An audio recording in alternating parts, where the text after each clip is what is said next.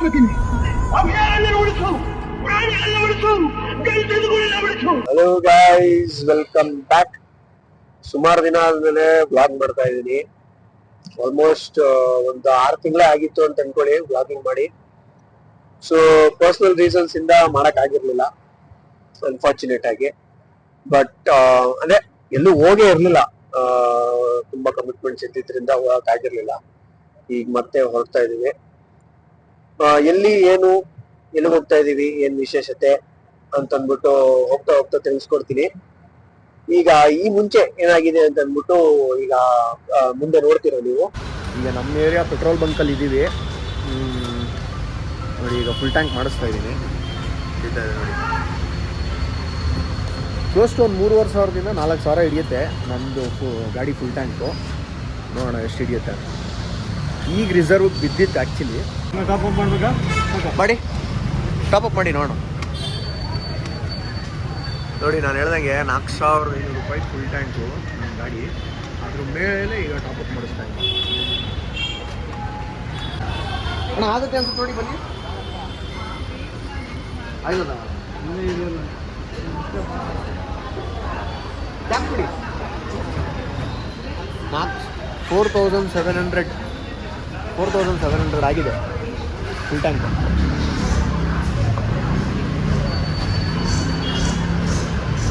Trip 0 ಮಾಡಿದ್ದೀನಿ. ಈಗ trip 0 ಮಾಡಿದ್ದೀನಿ.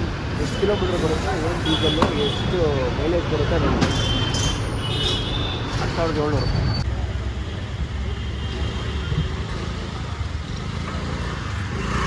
ಸೊ ಆ್ಯಕ್ಚುಲಿ ಅಲ್ಲಿ ಮಹಾಲಕ್ಷ್ಮಿ ಲೇಔಟ್ ಅಯ್ಯಪ್ಪ ಸ್ವಾಮಿ ಟೆಂಪಲ್ಗೆ ಹೋಗಿದ್ವಿ. ಅಲ್ಲಿ ಸಿಕ್ಕಾಪಟ್ಟೆ ರಶ್ ಆಗ್ತಿತ್ತು, ಮತ್ತು ಗಾಡಿ ನಿಲ್ಸೋಕ್ಕೂ ಕೂಡ ಜಾಗ ಇರಲಿಲ್ಲ.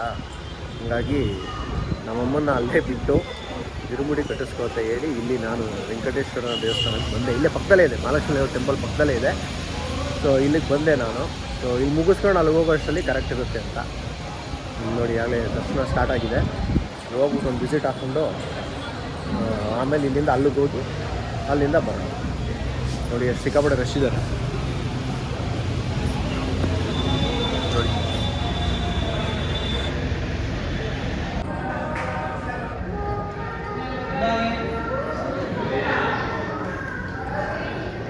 ನೋಡಿ, ದೇವಸ್ಥಾನದ ಒಳಗಡೆ ಹೊಸ ಧ್ವಜಸ್ತಂಭ ಮಾಡ್ತಿದ್ದಾರೆ. ಅದರದ್ದೇ ಇದು ಮರ. ಯೂಶ್ವಲಿ ಇಲ್ಲೇ ಇರುಮುಡಿ ಎಲ್ಲ ಕಟ್ಟೋದು. ಯಾಕೋ ಇವತ್ತು ಕಟ್ಟಲ್ಲ ನೋಡಿ. ಅಲ್ಲಿ ಅನ್ನದಾಸೋಹ ನಡೆಯುತ್ತೆ. ಇದೊಂದು ರೆಡಿ ಆದರೆ ಸಖತ್ತಾಗಿರುತ್ತೆ. ಇದು ನಡೀತಾ ಇದೆ.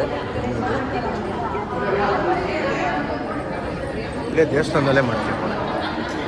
ದೇವಸ್ಥಾನ ಕ್ಲೋಸು, ಬಟ್ ಇಲ್ಲಿ ಇರುಮುಡಿ ಮಾತ್ರ ನಡೆಯುತ್ತೆ. ಇರುಮುಡಿ ಒಂದು ಕೇಳ್ತಾ ಇದೆ. ಅಯ್ಯೋ, ಇರುಮುಡಿ ಎಲ್ಲ ಮುಗೀತು. ಡನ್, ಹೊರಡೋದೆ. ನೋಡಿ, ನಾನು ಒಳಗೆ ಹೋಗಿ ದರ್ಶನ ಮಾಡಿ ಇರುಮುಡಿ ಮುಗಿಸ್ಕೊಂಡು ಬರೋಷ್ಟರಲ್ಲಿ ಆ ಗಾಡಿಯವ್ರು ಹೋಗ್ತಿದ್ರು ಶಬರಿಮಲೆಗೆ. ಸರಿ, ಅವರು ತುಂಬ ಜನ ಜಾಸ್ತಿ ಇದ್ದಾರಲ್ಲ ಅಂತ ಅವ್ರನ್ನೇ ನಾನು ನಿಲ್ಲಿಸಿದ್ದೆ. ಆಮೇಲೆ ಅವ್ರು ಬಂದರು. ಅದಕ್ಕೆ ಅವ್ರನ್ನೇ ಒಳಗೆ ಬಿಟ್ಟು ನಾನು ಈಚೆ ಹಾಕಿದೆ. ನೋಡಿ, ಅವ್ರ ಹತ್ರ ಇದು ಹೂನಾರ ಜಾಸ್ತಿ ಆಯಿತು ಅಂತ ಅಂದ್ಬಿಟ್ಟು ಅವ್ರು ನನಗೆ ಹೇಳಲೂ ಇಲ್ಲ, ನಾನು ಅವ್ರ ಹತ್ರ ಕೇಳಲೂ ಇಲ್ಲ. ಅವರೇ ತೊಗೊಂಡು ನನ್ನ ಗಾಡಿಗೆ ಹೂನಾರ ಹಾಕಿ.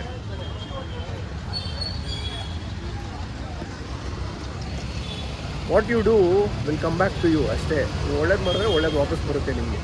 ನೋಡಿ, ಈಗ ಆಲ್ರೆಡಿ ಟೈಮು 12 ಗಂಟೆ ಆಗಿದೆ. ಈಗ ನೆಕ್ಸ್ಟ್ ಪ್ಲ್ಯಾನ್ ಏನಂತಂದರೆ, ಆಲ್ರೆಡಿ ಲೇಟ್ ಆಗಿಬಿಟ್ಟಿದೆ. ಈಗ ನೆಕ್ಸ್ಟ್ ಪ್ಲ್ಯಾನ್ ಏನಂತಂದರೆ, ನಮ್ಮ ರಾಕಿ ಮತ್ತು ಚಿಂಟುನ ಇಬ್ಬರನ್ನೂ ನಮ್ಮ ಅಕ್ಷಯ್ ಮನೆಯಲ್ಲಿ ಬಿಟ್ಬಿಟ್ಟು ಮತ್ತೆ ಅಲ್ಲಿಂದ ಹೊರಡಬೇಕು. ಯಾಕಂದರೆ ಇಬ್ಬರನ್ನೇ ಬಿಟ್ಟರೆ ಮನೇಲಿ ಇರೋಲ್ಲ ಅವರು. ಫುಲ್ಲು ಅಳ್ತಾ ಇರುತ್ತೆ. ಮತ್ತು ಹಾಗಾಗಿ ಊಟಕ್ಕೆಲ್ಲ ಸಮಸ್ಯೆ ಪಾಪ. ಲಾಸ್ಟ್ ಟೈಮ್ ಹಂಗೆ ಬಿಟ್ಟು ಕಾಶಿಗೆ ಹೋದಾಗ ಮನೆ ಎಲ್ಲ ಧ್ವಂಸ ಮಾಡಿ ಹಾಕಿದ್ರು. ಹಾಗಾಗಿ ನಮ್ಮ ಕಸಿನ್ ಮನೇಲಿ ಬಿಟ್ಟು ಹೊರಡಬೇಕು. ಓಕೆ ಬಾಯ್ ಬಾಯ್ ಚಿನ್ನಿ, ಬಾಯ್ ಬಾಯ್ ಓಕೆ ಚಿನ್ನಿ ಬಾಯ್. ಇಲ್ಲೇ ಇರು ಆಯಿತಾ. 4 days ಇಲ್ಲೇ ಇರು. ಬಾಯ್ ಬಾಯ್ ಬಾಯ್. ಹೋಗು.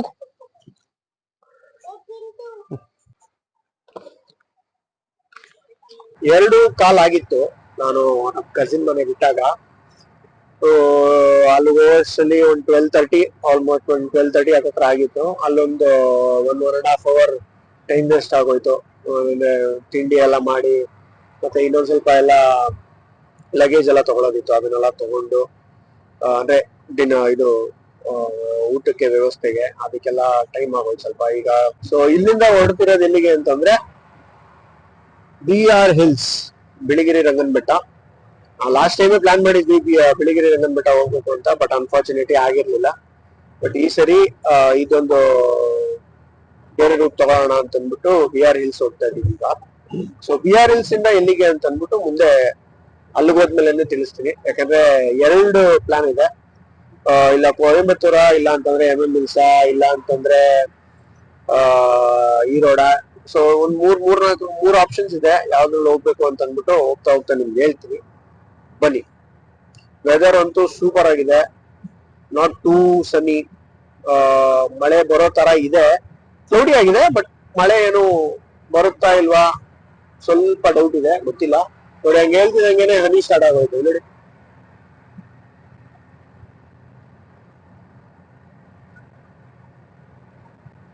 ನೋಡಿ ಈಗ ಮೈಸೂರು ರೋಡ್ ಫ್ಲೈಓವರ್ ಇಳಿದೆ, ಮಳೆ ಸ್ಟಾರ್ಟ್ ಆಗೋಯ್ತು. ಹೇಳ್ತಿದಂಗೆ ಮಳೆ ಬಂತು ನೋಡಿ. ಈಗ ಹಿಂಗೆ ಹೋದ್ರೆ ಹಿಂಗೆ ಹೋಗ್ತಾರ, ಹಿಂಗೆ ಹೋದ್ರೆ ಚಾಮರಾಜನಗರ, ಹಿಂಗೆ ಹೋದ್ರೆ ಹಿಂಗೆ ಸೀದಾ ಹಿಂಗೆ ಹೋದ್ರೆ ಮಳವಳ್ಳಿ ಸಿಗುತ್ತೆ. ಮಳವಳ್ಳಿ ಮತ್ತು ಚಾಮರಾಜನಗರಕ್ಕೆ ಹೋಗೋ ರೋಡಲ್ಲದೆ ರಸ್ತೆ ಮಧ್ಯಾಹ್ನ ಒಂದು ದೇವಸ್ಥಾನ ಇದೆ, ಅದು ನರಿಕಲ್ಲು ಮಾರಮ್ಮ ದೇವಸ್ಥಾನ ಅಂತ. ತೋರಿಸ್ತೀನಿ ನೋಡಿ ಅದು ಹೇಗಿದೆ ಅಂತ. ತುಂಬ ಇಂಟ್ರೆಸ್ಟಿಂಗ್ ಆಗಿದೆ, ನನಗೂ ಗೊತ್ತಾಗಲಿಲ್ಲ. ಇಲ್ಲಿ ಯಾರೋ ನಿಲ್ಲಿಸಿದಾಗ ಹೇಳಿದ್ರು, ಅದಕ್ಕೆ ಬಂದು ನೋಡೋಣ ಅಂತ.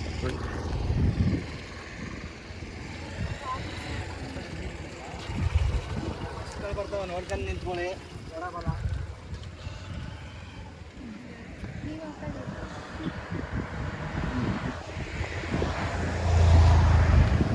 ಇದು ಇಲ್ಲಿನ ವಿಶೇಷತೆ. Let's go. ಆ್ಯಕ್ಚುಲಿ ಈಗ BR ಹಿಲ್ಸಿಂದ MM ಹಿಲ್ಸ್ಗೆ ಹೋಗೋಣ ಅಂತ ಅಂದ್ಕೊಂಡೆ, ಯಾಕೆಂದರೆ ಸುಮಾರು ವರ್ಷ ಆಗಿತ್ತು MM ಹಿಲ್ಸ್ಗೆ ಹೋಗೋದಕ್ಕೆ ಅಂತ ಹೋಗಿ. ಬಟ್ ಏನಂತಂದರೆ ಹಿಂಗೆ ಬಂದು BR ಹಿಲ್ಸ್ ಹೋಗಿ ವಾಪಸ್ ಬಂದು ಮತ್ತೆ ಇನ್ನೊಂದು ರೂಟ್ ತೊಗೊಂಡು MM ಹಿಲ್ಸ್ಗೆ ಹೋಗಬೇಕು. ಸೊ MM ಹಿಲ್ಸ್ ಕ್ಯಾನ್ಸಲ್ ಮಾಡ್ತಾಯಿದ್ದೀನಿ ಸದ್ಯಕ್ಕೆ. MM ಹಿಲ್ಸ್ ಕ್ಯಾನ್ಸಲ್ ಮಾಡಿಬಿಟ್ಟು ಹಿಂಗೆ ಸೀದಾ BR ಹಿಲ್ಸಿಂದನೇ ಮುಂದೆ ಹೋಗೋಣ ಅಂತ ಅಂದ್ಬಿಟ್ಟು ಪ್ಲ್ಯಾನ್ ಮಾಡಿದ್ದೀನಿ. ಗೊತ್ತಿಲ್ಲ ಹೇಗಾಗುತ್ತೆ ಅಂತ, ಬಟ್ ನೋಡೋಣ. ಈಗ ಟೈಮು ಆಲ್ಮೋಸ್ಟ್ ಒಂದು 4:45 ಆಗಿದೆ. ರೋಡೆಲ್ಲ ಚೆನ್ನಾಗಿತ್ತು, ಮಳೆ ಬಂತು, ಒಂದಷ್ಟು ದೂರ ಮಳೆ ಬಂತು, ಬಟ್ ಆಮೇಲೆ ಮತ್ತೆ ವಾಪಸ್ಸು ಬಿಸಿಲು. ಏನೋ ಎಷ್ಟು ಬಿಸಿಲು, ಮಳೆ ಕಡಿಮೆ ಇದೆ ಈ ಸತಿ. ಆಯ್ತೀರಾ? ಇಲ್ಲ 6 ಗಂಟೆ ಹೊರಡ್ಬೇಕು ನೀವು, ಇಬ್ಬರು ನೋಡಿ. ಈಗ ಫಾರೆಸ್ಟ್ ಚೆಕ್ ಪೋಸ್ಟ್ ಕ್ರಾಸ್ ಆದ್ವಿ, ಬಿಳಿಗಿರಿ ರಂಗನ ಬೆಟ್ಟದ್ದು. ಏನಂತಂದರೆ 6 o'clockಗೆ ಕ್ಲೋಸು, ಅಷ್ಟರಲ್ಲಿ ವಾಪಸ್ ಬಂದ್ಬಿಡ್ಬೇಕು ನಾವು ಹೋಗಿ. ಸೊ ಈಗ ಆಲ್ರೆಡಿ 5:10 ಆಗಿದೆ, ಅಷ್ಟರಲ್ಲಿ ಹೋಗಿ ವಾಪಸ್ಸು ಕೂಡ ಬರಬೇಕು. ನೋಡೋಣ. ಈಗ ಇಲ್ಲಿಂದ ಕಾಡು start. Actually Nagarhole Bandipur 2 mix ಆಗಿರುವಂಥ ಕಾಡು. ಕಾಟಿ ಕಾಟಿ ಕಾಟಿ ಕಾಣಿಸ್ತಾ ಇದೆ.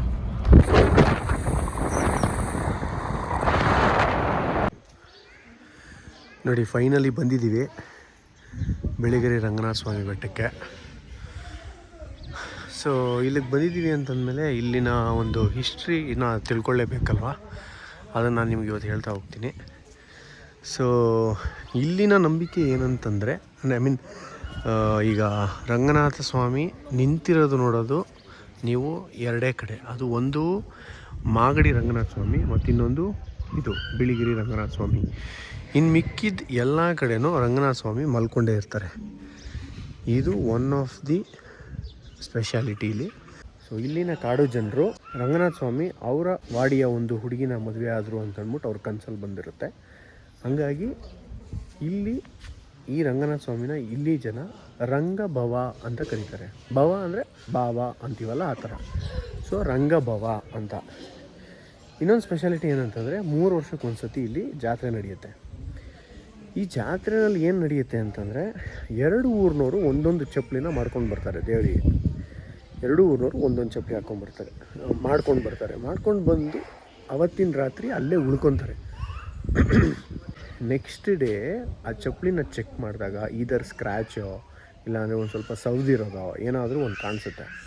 ಸೊ ಅದನ್ನು ನೋಡ್ಕೊಂಡು ಆಮೇಲೆ ವಾಪಸ್ ಹೋಗ್ತಾರೆ. ಅಂದರೆ ಇವರು ಮಾಡಿಕೊಟ್ಟಿರೋದನ್ನ ದೇವರು ತೊಗೊಂಡಿದ್ದಾರೆ, ಯೂಸ್ ಮಾಡಿದ್ದಾರೆ ಅಂತ ಅಂದ್ಬಿಟ್ಟು ಅದು ಅಲ್ಲಿ ಗೊತ್ತಾಗುತ್ತೆ. ಸೊ 3 ಇಯರ್ಸ್ ಒಂದ್ಸತಿ ನಡೆಯುತ್ತೆ.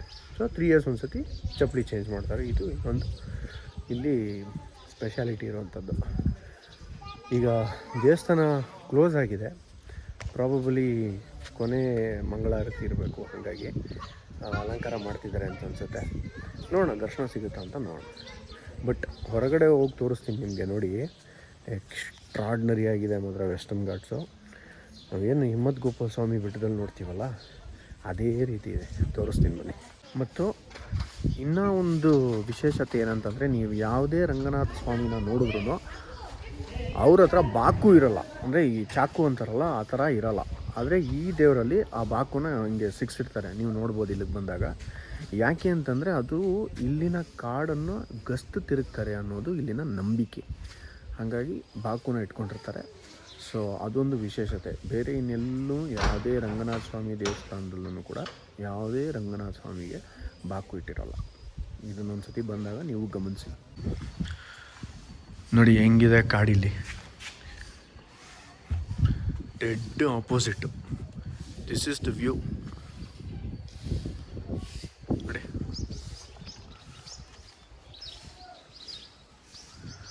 ಇದು ಬಂಡೀಪುರ ಮತ್ತು ನಾಗರಹೊಳೆ ಎರಡೂ ಕೂಡ ಮಿಕ್ಸ್ ಆಗಿರೋವಂಥ ಕಾಡಿದು. ನೋಡಿ ಎಲ್ಲಿವರೆಗೂ ಇದೆ ನೋಡಿ, ಅಲ್ಲಿ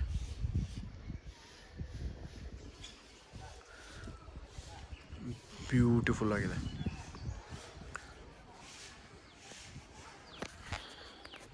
ಯಾವಾಗಾದರೂ ಕೊಳ್ಳೇಗಾಲ ಮತ್ತು ಚಾಮರಾಜನಗರ ಸೈಡ್ ಬಂದಾಗ ಈ ದೇವಸ್ಥಾನನ ವಿಸಿಟ್ ಮಾಡೋದು ಮರಿಲೇಬೇಡಿ. Very very beautiful, must visit place.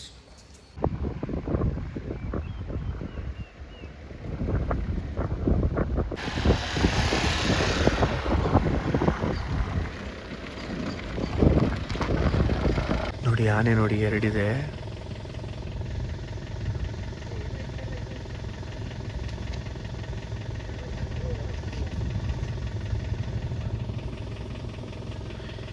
ಎರಡು ಆನೆ ಫೀಮೇಲೆ. ಈಗ ಒಂದು ಚಾಲೆಂಜಿಂಗ್ ಸಿಚುವೇಶನ್ ಬಂದಿದೆ. ಏನಂತಂದ್ರೆ ನೋಡಿ, ಈಗ ಟೈಮ್ ಬಂದು 8:10, ಕರೆಕ್ಟಾಗಿ 8:10. ಇಲ್ಲಿಂದ Gundlupet forest check post close ಆಗೋದು 9 ಗಂಟೆಗೆ, ಎಕ್ಸಾಕ್ಟ್ ಆಗಿ 9 ಗಂಟೆ ಕ್ಲೋಸ್ ಮಾಡ್ಬಿಡ್ತಾರೆ. ಬಟ್ ಇಲ್ಲಿಂದ ನಮ್ಗೆ ಅಲ್ಲಿರೋ ಡಿಸ್ಟೆನ್ಸ್ ತೋರಿಸ್ತಾ ಇರೋದು 9:15. ಓಕೆನಾ? ಸೊ 9:15 ಕಡಿಮೆ ಮಾಡ್ಕೊಂಡು 9 o'clock ಅಷ್ಟರಲ್ಲಿ ಗುಂಡ್ಲುಪೇಟೆ ರೀಚ್ ಆಗ್ತೀವಾ ಇಲ್ವಾ ಅನ್ನೋದೇ ಟಾಸ್ಕ್ ಈಗ. ಇಲ್ಲ ಅಂದ್ರೆ ಫುಲ್ಲು ಸುತ್ತಾಕೊಂಡು ಆನೂರ್ ಹೋಗಿ ರಾಮಾಪುರ ಹೋಗಿ, ಸೊ ಅದೇ ವೀರಪ್ಪನ್ ಶೂಟ್ ಔಟ್ ಮಾಡೋದ್ನಲ್ಲ ಒಂದು ಸ್ಟೇಷನ್, ಆ ರಾಮಾಪುರ ಮೇಲೆಲ್ಲ ಹೋಗಿ ಸುತ್ತಾಕೊಂಡು ಹೋಗ್ಬೇಕಾಗುತ್ತೆ. ಸೊ ಈಗ ಟಾಸ್ಕ್ ಏನಂತಂದ್ರೆ 9 o'clock ಅಷ್ಟರಲ್ಲಿ ಗುಂಡ್ಲುಪೇಟೆ ಚೆಕ್ ಪೋಸ್ಟ್ ದಾಟಿಸ್ಬೇಕು. ಬನ್ನಿ ನೋಡೋಣ. 55 ಕಿಲೋಮೀಟರ್ ಇದ್ದಾಗ ಎಸ್ಟಿಮೇಟೆಡ್ ಟೈಮು 9:15 ತೋರಿಸ್ತಾ ಇತ್ತು. ಅವಾಗ ಹೇಳ್ದಂಗೆ 9 o'clock ಕ್ಲೋಸು. ಈಗ ಇನ್ನ 10 ಕಿಲೋಮೀಟರ್ಸ್ ಇದೆ. ಬಟ್ ನಮ್ಗೆ ಈಗ ಟೈಮ್ ಎಷ್ಟು ಗೊತ್ತಾ? 8:45. ಆಯ್ತಾ? ನೋಡಿ ಇಲ್ಲಿ ಟೈಮು 8:45. ಓಕೆನಾ? ಇನ್ 10 ಕಿಲೋಮೀಟರ್ಸ್ ನ 15 ಮಿನಿಟ್ಸ್ ಅಲ್ಲಿ ಹೊಡಿಬೇಕು. ನೋಡಿ 15 ಮಿನಿಟ್ಸ್ ಅಲ್ಲಿ ಹೊಡಿಬೇಕು. ಈಗ ಆಲ್ಮೋಸ್ಟ್ ರೀಚ್ ಆಗಿದ್ದೀವಿ. ನೋಡೋಣ. ನೋಡಿ ಈಗ ಸ್ಟಾರ್ಟ್ ಮಾಡಿದ್ಯಾ? ನೋಡಿ 5 ಇನ್ನು 5 ನಿಮಿಷದಲ್ಲಿ ಇಲ್ಲ ನೋಡಿ 5 ನಿಮಿಷದಲ್ಲಿ 5 kilometre ಹೊಡೆದಿದ್ದೀನಿ.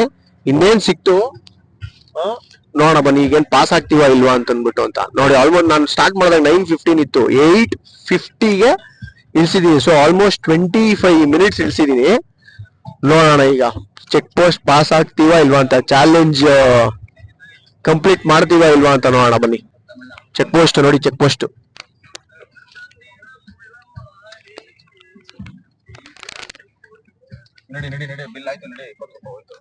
Yes done, challenge done. ಅಲ್ಲೋಡಲ್ಲಿ ಅಲ್ಲಿ ತೋರ್ಸ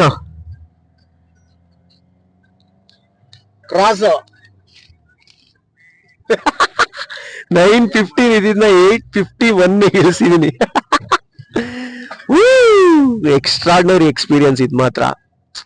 ಅದು ಏನ್ ಪ್ರಾಬ್ಲಮ್ ಆಗಿತ್ತು ಅಂತಂದ್ರೆ, ನಾವು ಆಗ್ತಿದ್ದ ರೂಟಲ್ಲಿ ದಿಂಬಂ ಮೇಲೆ ಹೋಗೋಣ ಅಂತ ಅನ್ಕೊಂಡ್ವಿ. ಆದ್ರೆ ಅಲ್ಲೇನಾಯ್ತು ಅಂತಂದ್ರೆ ದಿಂಬಂ ಕ್ಲೋಸ್, 8 o'clock ದಿಂಬಂ ಕ್ಲೋಸ್. ನಮ್ಗೆ ಉಳಿದಿದ್ದು ಇದೊಂದೇ ರೂಟು. ಇದೊಂದು ರೂಟ್ ಏನಾದ್ರು ನಾವು ಇವಾಗ ಪಾಸ್ ಆಗಿರ್ಲಿಲ್ಲ ಅಂತ ಅಂದಿದ್ರೆ ಎಷ್ಟು ಕಿಲೋಮೀಟರ್ ಸುತ್ತಬೇಕಿತ್ತು ಅಂದ್ರೆ close to 150 to 200 kilometres loss ಆಗ್ತಿತ್ತು ನಮ್ಗೆ. ಸೊ ಇದು ಏನೋ ಮಾಡಿ ಚಾಲೆಂಜ್ ತಗೊಂಡು ಹೊಡ್ಕೊಂಡ್ ಬಂದಿದ್ದಕ್ಕೆ ಇದು